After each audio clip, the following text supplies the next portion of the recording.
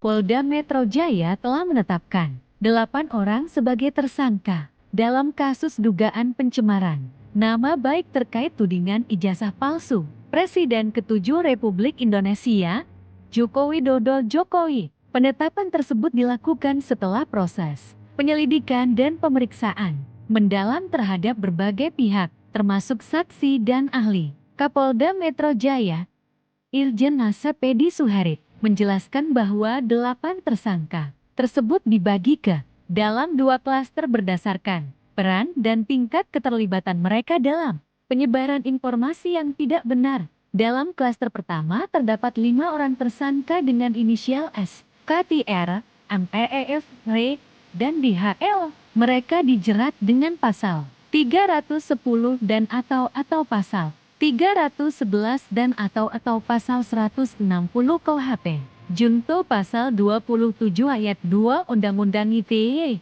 Sementara itu, 3 orang lainnya yang termasuk dalam klaster kedua masing-masing berinisial rumah sakit, RHS, dan TT. Para tersangka dalam klaster ini dikenakan pasal 310, pasal 311, dan atau pasal 32 ayat 1 junto pasal 51 ayat 1 Undang-Undang ITE. Menurut Irjen Asap, para tersangka terbukti telah menyebarkan kabar bohong mengenai tudingan palsunya ijazah Presiden Jokowi. Informasi yang mereka sebarkan dinilai mencemarkan nama baik Presiden serta berpotensi menimbulkan keresahan di masyarakat. Seluruh tersangka terbukti menyebarkan informasi yang tidak benar atau hoaks terkait ijazah Presiden Joko Widodo. Dari hasil penyelidikan, ijazah yang dimiliki Presiden Jokowi adalah asli dan dikeluarkan oleh Universitas Gadjah Mada UGM, ujar Asep. Dalam proses penanganan perkara ini,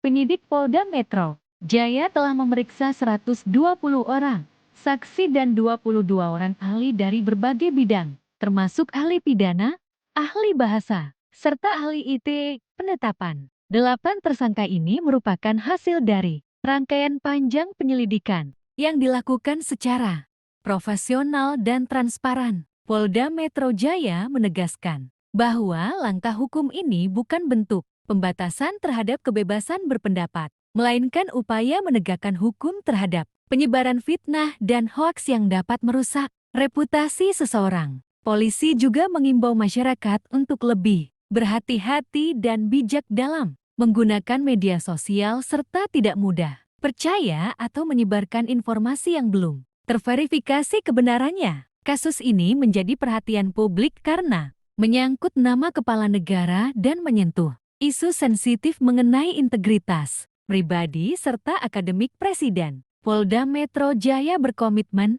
untuk menuntaskan kasus ini hingga tuntas demi menjaga keadilan dan kepercayaan publik terhadap penegakan hukum di Indonesia.